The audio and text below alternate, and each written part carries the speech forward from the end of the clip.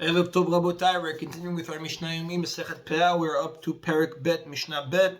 Now, we spoke about in the previous Mishnah, if you have a field with an irrigation canal with the stream of water passing through in the middle of the field, the first Mishnah said that it's considered a separation. It makes it two different fields. Therefore, you have to leave two corners corresponding to the two fields. One corner on this side and one corner on this side because the water separates it.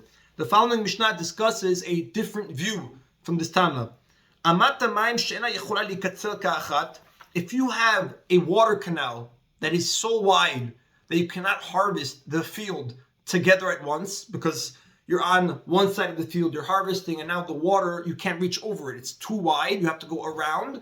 That's, according to Rabbi Yehuda Omer mafseket. That separates the field into two. Whereas in the first Mishnah, the first Tana says, as long as you have a water irrigation canal going through, it could be very thin and you can reach over and harvest the other side of the field. You don't have to go around. It's still considered a separation. Rabbi Yehuda disagrees. Rabbi Yehuda says that only if it's very wide, that you cannot harvest at once, you have to go around.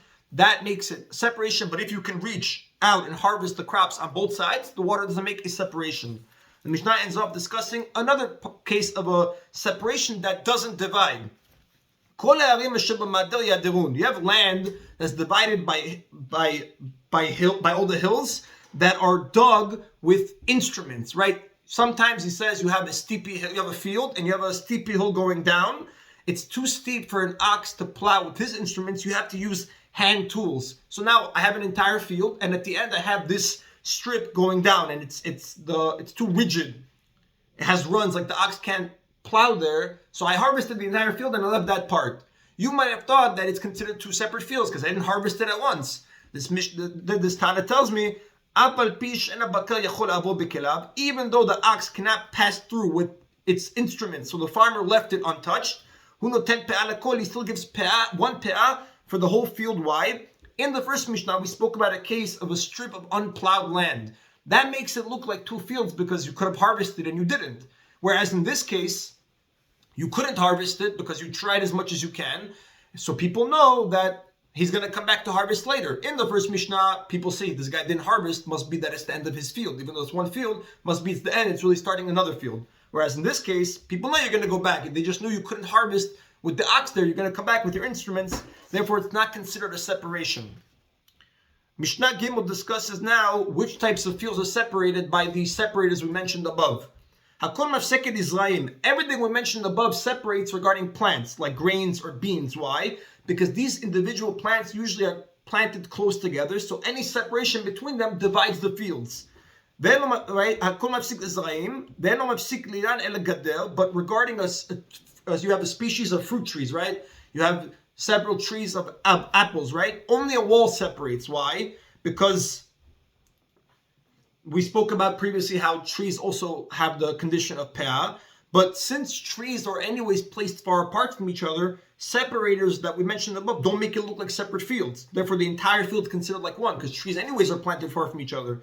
In order to have a separation, the Rav writes you need to have a wall that is at least 10 tefachim high between the trees. So you have one tree here, a wall 10 tefachim, another tree here. That's enough to make it two separate fields. You need two separate peot. However, the Mishnah continues, if you have branches on either side of the wall that intertwine above it, that now makes it that it's not separated. You're going to give one peah for all the trees in the field. So you have a tree here, and a wall 10 tefachim high, but the branches above the wall are intertwined with each other. That's going to make it still considered like one field. You're going to give one peah. Now, the Rav makes an interesting point. He says, why does the Mishnah say Hakol mafsik Nizraim? All separate. It sounds like the Hakol is trying to include something. So the Rav quotes the Yerushalmi that the word Hakol is teaching us another separator, right? You have a rocky strip that runs through a field, so the plow cannot go straight through. It's not like what we spoke about before, the hill that goes down, so it's too steep for the ox. Here you have it's a rocky strip. You have to lift it over the rocky strip to continue, right? He says this also separates the produce to make it two separate fields that you would require two separate peot. That is the end of today's Mishnah.